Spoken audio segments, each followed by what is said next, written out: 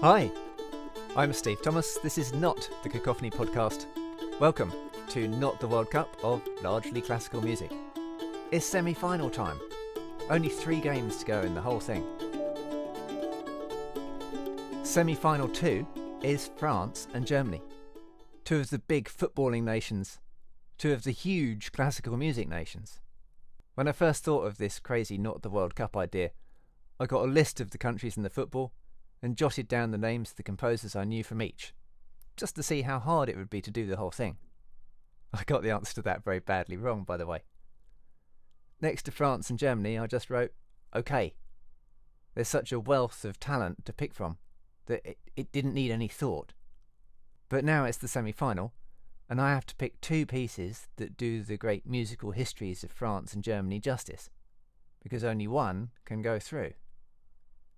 Do I go left field and give you something that I love, but which might be Marmite? Or do I just find the worst French piece I know to exact revenge for England on the actual football? Nah, it won't surprise you to know that I can't do that. So, this is a moment for the star players. It's time for Berlioz and Beethoven. And we've got 2 overtures that seem to sum up their orchestral style. For France, Hector Berlioz's Roman Carnival.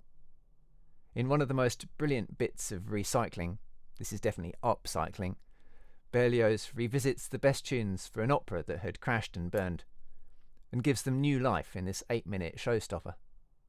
And all life is here, in a raucous, tambourine-filled riot of orchestral colour, from the man who literally wrote the book on how to write for orchestra.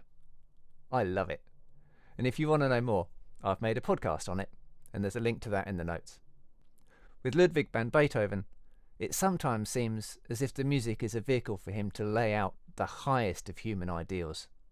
Egmont was a play by Goethe about a Dutch nobleman standing up against Spanish colonialism and oppression. Did you know that the Netherlands had been a Spanish colony? I think I've known that since the start of the World Cup. Egmont is captured and executed, but his death encourages the others, and the Dutch gain their freedom. Beethoven wrote music which I don't think I've ever heard for the play, but the overture is a concert hall staple. And that storyline gives him the excuse to take us on a condensed journey of the utmost Beethovenness.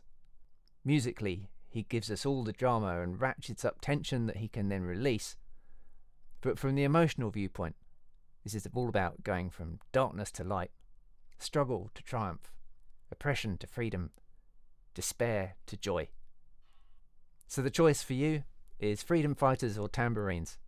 Have a listen, then vote for one. Please listen, please vote, please share, cheer on your chosen piece. If there's still time and you haven't already, remember the other semi-final, which is Mexico and Costa Rica. Come back for more next time, and thanks for playing.